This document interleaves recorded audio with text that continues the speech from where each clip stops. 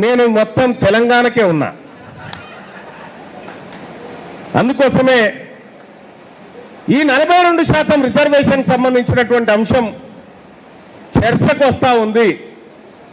అది ఇచ్చిన తర్వాతే లోకల్ బాడీ ఎన్నికలకు రావాలి, లేదంటే లేదు అనేటువంటి మాట మనం మాట్లాడుతున్నాం. ఎస్, రావాల్సిందే, 42% వాటా తేలాల్సిందే.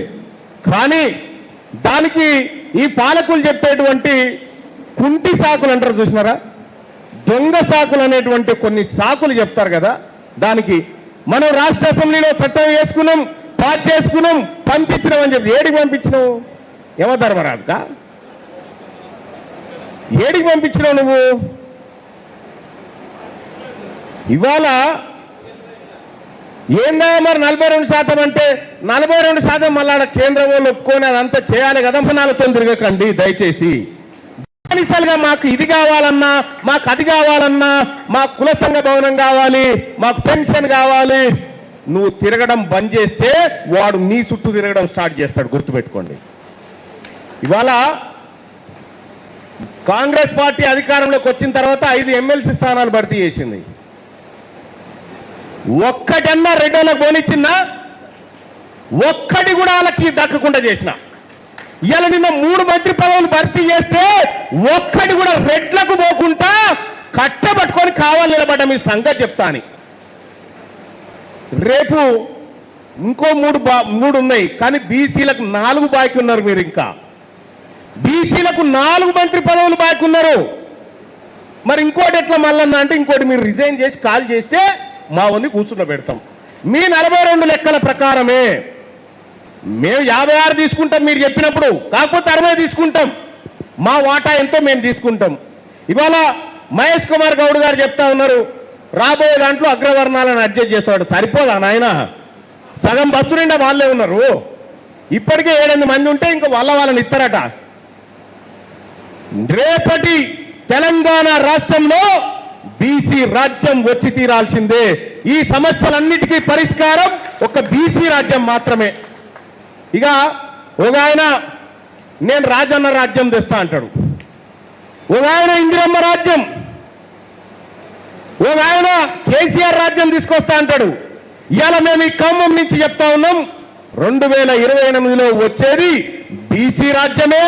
అది మా ఛత్రపతి శివాజీ మహారాజ్ ఇచ్చేటువంటి రాజ్యాన్ని తీసుకొస్తామని చెప్పి తెలియజేస్తా ఉన్నా. మా రాజ్యం అది. మా రాజ్యంలో మేము మీకేం కావాలో చూస్తాం. కవిత పిల్లల కళ్యాణ లక్ష్మి ఇస్తాం. మేము హరీష్ రావు మనుమన్ని అంగన్వాడి బల్లె పెట్టి చదివిపిస్తాం. ఇక మనమంతా అయ్యా టికెట్లు, అయ్యా రిజర్వేషన్ అనుకుంటే కుదరదు. బీసీలకు బీఫాములు ముద్రించే పార్టీ లేదనుకుంటారు. కానీ మీరు గుర్తుపెట్టుకోండి, ఈ అగ్రవర్ణ రాజకీయ పార్టీలకు చెప్తా ఉన్నాం, ఈ తెలంగాణ రాష్ట్రం బద్దలయ్యేటువంటి బీసీల రాజకీయ పార్టీ వస్తుంది. అది మీ అందరినీ కూడా బొంద పెడుతుందని చెప్పి తెలియజేస్తా ఉన్నాం. మేం బానిసలుగా బతకాలనా? మీ కాడ మీ బిచ్చమేసేటువంటి బీఫామ్ల కోసం తిరగాలనా? ఏం చేసుకుంటారు మీ తాను? ఓట్లు లేనోళ్ళు. ఓట్లు లేని దగ్గర బీఫామ్లు ఉంటేం లాభం? ఓట్ హమారా, రాజ్ హమారా, హమారా హిస్సా, హమారా ఇజ్జత్, హమారా హుకూమత్. మనకు కావాల్సింది మన వాటా, ఆత్మగౌరవం, అధికారం. ఈ 3 కావాలి మనకు.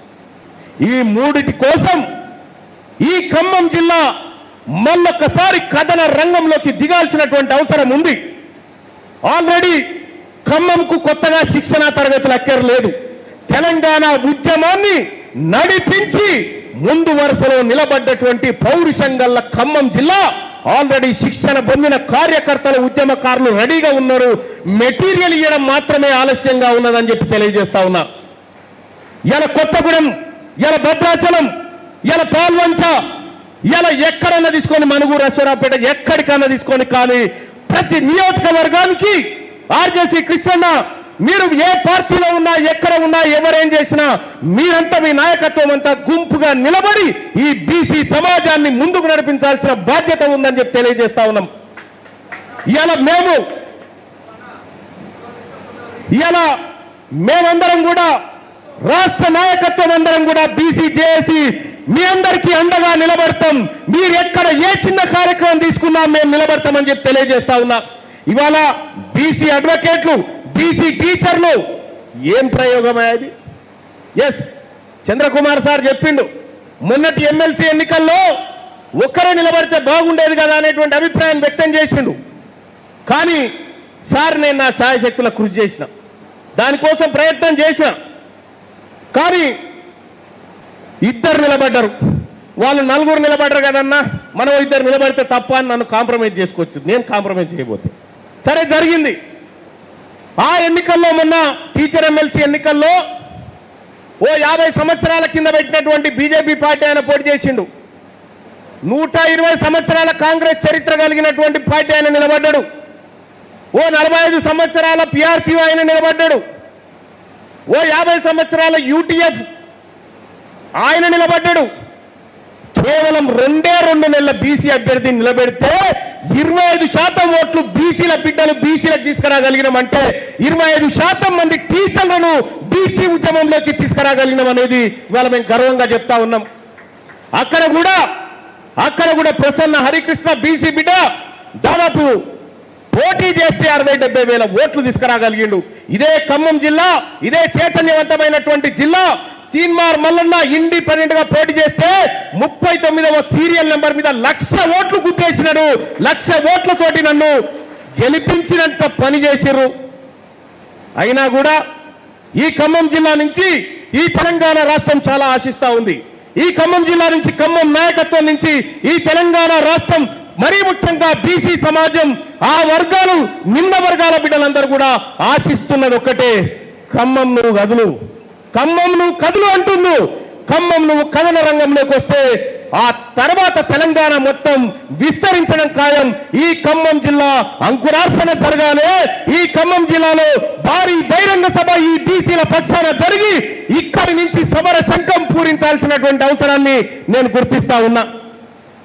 సోదరులారా, మీరు చాలాసేపు అయింది వచ్చి, మీరు పోతాన్న కూడా పోనీయం. ఇప్పుడు మీరు కూర్చోవలసిందే. ఎందుకంటే ఈ ఖమ్మం అత్యంత పవిత్రమైనటువంటి ఉద్యమాల నేల.